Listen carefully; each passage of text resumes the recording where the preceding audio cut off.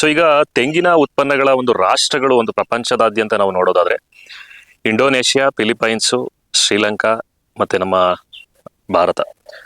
So ಸಾಕಷ್ಟು ದೇಶಗಳು ಇದ್ದಾವೆ. ಸೊ ಅದರಲ್ಲಿ ಪ್ರಮುಖವಾದಂಥ ಒಂದು ವಿಚಾರಗಳನ್ನ ನಾವು ಮಾತನಾಡ್ತಾ ಇದ್ದೀವಿ.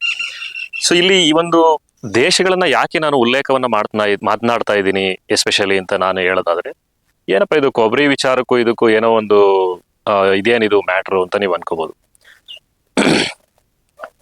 ಬಹುಶಃ 1991 ಏನು ಗ್ಲೋಬಲೈಸೇಷನ್, ಲಿಬರಲೈಸೇಷನ್ ಮತ್ತೆ ಪ್ರೈವೇಟೈಸೇಷನ್ ಆಕ್ಟ್ ಏನಿದೆ, ಈ ಒಂದು ಆಕ್ಟ್ ಅಲ್ಲಿ ನಾವು ಟ್ರೇಡ್ ಅನ್ನು ಕೂಡ ಮಾಡಬಹುದು.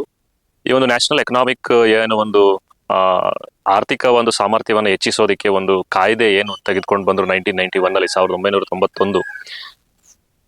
ಈ ಒಂದು ವಿಚಾರವನ್ನ ನಾನು ಏನಕ್ಕೆ ಉಲ್ಲೇಖ ಮಾಡ್ತಾ ಇದ್ದೀನಿ ಅಂತಂದ್ರೆ, ಇಲ್ಲಿ ಅತಿ ಹೆಚ್ಚು ಏನು ಕೊಬ್ಬರಿ ಅಥವಾ ತೆಂಗಿನಕಾಯಿ ಯಾವುದೇ ವಿಚಾರ ಇರ್ಬೋದು, ಅಡಿಕೆ ಇರ್ಬೋದು, ಯಾವುದೇ ಕೃಷಿ ಉತ್ಪನ್ನಗಳಿರ್ಬೋದು, ಮ್ಯಾನುಫ್ಯಾಕ್ಚರಿಂಗ್ ಉತ್ಪನ್ನಗಳಿರ್ಬೋದು, ಯಾವುದೇ ಒಂದು ವಿಚಾರಕ್ಕೆ ಸಂಬಂಧಪಟ್ಟಂತೆ ಮಾತನಾಡೋದಾದ್ರೆ ನಾವು ಆಮದು ಮತ್ತು ರಫ್ತನ್ನ ಮಾಡ್ತಕ್ಕಂಥ ಸಾಮರ್ಥ್ಯವನ್ನ ಆ ಒಂದು ಕಾಯ್ದೆ ನಮಗೆ ಕೊಟ್ಟಿದೆ.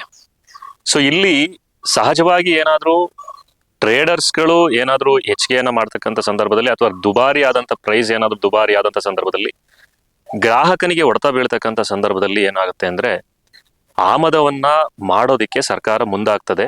ಯಾಕೆ ಅಂತಂದ್ರೆ ಮಾರುಕಟ್ಟೆಯ ಬೆಲೆಯನ್ನ ನಿಯಂತ್ರಣ ಮಾಡೋದಿಕ್ಕೆ. ಸೊ ಈ ಒಂದು ವಿಚಾರವನ್ನ ನಾನು ಯಾಕೆ ಇಲ್ಲಿ ಉಲ್ಲೇಖ ಮಾಡಿದ್ದೀನಿ ಅಂತ ಹೇಳಿ ಬಹುಶಃ ನಿಮಗೆ ಅರ್ಥ ಆಗ್ತದೆ ಅಂತ ನಾನು ಭಾವಿಸ್ತೀನಿ. ರೈತ ಚರ್ಚೆಗಳ ವಿಚಾರಗಳನ್ನ ಸಾಮಾಜಿಕ ಜಾಲತಾಣದಲ್ಲಿ, ಯಾಕೆಂದ್ರೆ ಇದು ನಮಗೆ ಇದೊಂದೇ ಪ್ಲಾಟ್ಫಾರ್ಮ್ ಸಿಗೋದು. ಸೊ ಮ್ಯಾಕ್ಸಿಮಮ್ ಏನಂತಂದ್ರೆ ಬೇರೆ ಎಲ್ಲೂ ಪ್ಲಾಟ್ಫಾರ್ಮ್ಸ್ಗಳು ಅಂತ ಲಾರ್ಜ್ ಸ್ಕೇಲ್ ಇದ್ರೆ ಖಂಡಿತ ತಿಳಿಸಿ. ಸೊ ನಾನು ಡಿಬೇಟ್ಸ್ಗೆ ಹೋಗಿದ್ದೀನಿ, ಸಾಕಷ್ಟು ಟ್ರೈನಿಂಗ್ಸ್ಗಳು ಅಟೆಂಡ್ ಮಾಡಿದ್ದೀನಿ, ಸ್ಕಿಲ್ ಟ್ರೈನಿಂಗ್ಸ್ ಅಟೆಂಡ್ ಮಾಡಿದ್ದೀನಿ. ಮ್ಯಾಕ್ಸಿಮಮ್ 10 to 15 years ನಾನು ಓನ್ R&Dನೂ ಕೂಡ ಮಾಡ್ತಾ ಇದ್ದೀನಿ, ರಿಸರ್ಚ್ ಅಂಡ್ ಡೆವಲಪ್ಮೆಂಟ್. ನಾನೊಬ್ಬ ಫಾರ್ಮರು. ಸೊ ಈ ವಿಚಾರ ನಾನು ಹೇಳಿದ್ದು ಯಾವ ವಿಚಾರಕ್ಕೆ ಏನಕ್ಕೆ ಅಂತ ಬಹುಶಃ ನಿಮ್ಗೆ ಅರ್ಥ ಆಗಿರುತ್ತೆ. ಕಾಮೆಂಟ್ ಬಾಕ್ಸ್ ನಿಮ್ಮದು, ಚರ್ಚೆ ಮಾಡೋಣ. ನಮಸ್ಕಾರ.